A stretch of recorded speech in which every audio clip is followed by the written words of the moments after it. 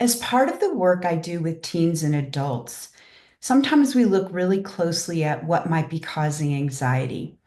And I don't do it from a standpoint of a psychotherapist. I do it from a standpoint of, if it's school, looking at really specific ways that we can take, really specific actions that we can take to help bring down the anxiety.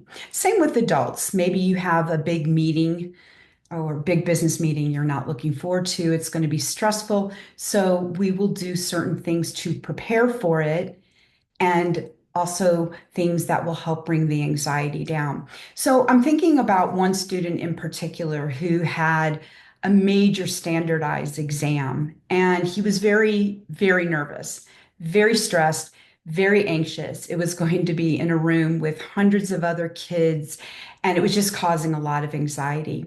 So this is where I will work with people on visualization techniques, a form of mindfulness. And in this case, I said to him, okay, when you're sitting there, the first thing I would like you to do is take in 4 deep breaths. No one has to know you're doing it.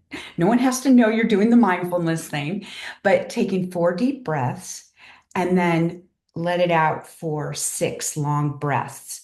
When we let out breaths for a longer period than the breaths we take in, it helps calm the system. It can really help with anxiety.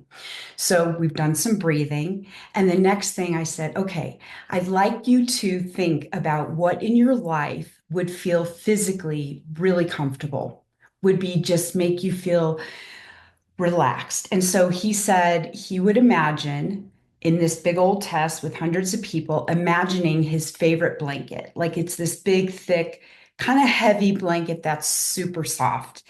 And I said, okay, imagine you are wrapping that blanket around you. No one has to know.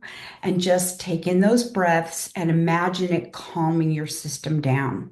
So, this is just one easy way that we can bring mindfulness into our lives by paying attention to the breath, the breaths you're bringing in and the ones that are going out being longer, and also visualizing something that brings you comfort. And it could be someone who brings you comfort, but you can't bring them to a standardized test or a business meeting, but you could imagine that person hugging you, being there with you, that type of thing. So hopefully this helps. And I look forward to talking with you again soon. Bye.